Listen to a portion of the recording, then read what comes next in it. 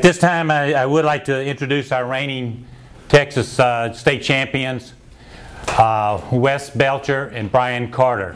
Please welcome. Well, thank y'all first for allowing us to come out, and we'll talk a little bit about some spawn fishing and post-spawn fishing that we're in now and going to go into over the next few months. I've got a little handout sheet that I might refer to for a minute or another to get my notes through that we've done before on, and I'll have some of those if anybody wants them later on. The front of it has got the notes, and then the back side has got a journal page to kind of give you an idea of some things to keep up with in the future. But mostly on spawn fishing, what we'll do is we'll talk about some spawn fishing that's going on right now, what's happened over the last month, and then in the post-spawn stuff, we're mostly talking stuff mid-March to the end of June. We'll carry you through some tips and techniques, some tactical and technical things to put fish in the boat. Not only put fish in the boat, but what's going on the lakes, especially with the crazy weather we've had this year, and take you through June. And then I'm sure our other seminars coming up will take over time periods following that into the fall and the winter. Even when you're fishing a bank that may be just wide out, you know, it may just be a flat 8-foot piece of water that goes for 2 miles down a lake bed or down a lake shore.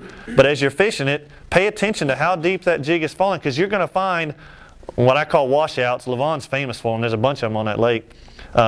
You'll have places that on the lake bank, when rainfall comes down, and you may have a lake bank coming out, and there's going to be little fissures in there where water drains off. Well, the next thing it's going to do, especially when the lake is down, is it's going to create a cut. And it may only be a 6-inch drop or 6-inch difference in there. And Jerry's talked about these before. You know, this may be 2 foot along here, and right in that sucker is 2.5. I guarantee you there's places like this on Lavon where you can wear some fish out, and it's only a 6-inch difference. But the difference is this all right here is MUD, and this right here is all sand, because the water has come through there and washed that silt off of it. Jig it, but just realize that you can't jig it. You can't set the hook with your pole. You got to do it with your hand, and it really works. People, you can't set that with your hand. All you need is a sharp hook on there, and it's going to pierce that fish's mouth. But just set it, pull him up within about 1 foot of the water, drag him out, and then the reason you have all this line there is you can just let go, keep your tension, bring him in the boat, or bring him onto the bank.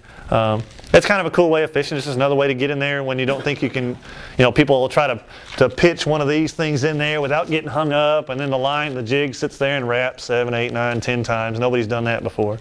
You know, so it's just another neat way to try to get at fish. You're also fishing some areas in there and some things that we try to do, and we got that advice from Captain Coleman, Ronnie Captain Steve Coleman. We fished it at Patoka Lake on a classic in 2005 on Patoka Lake up in Indiana, which is an 8,800 acre lake, and they had 200 boats on it pre-fishing for a week.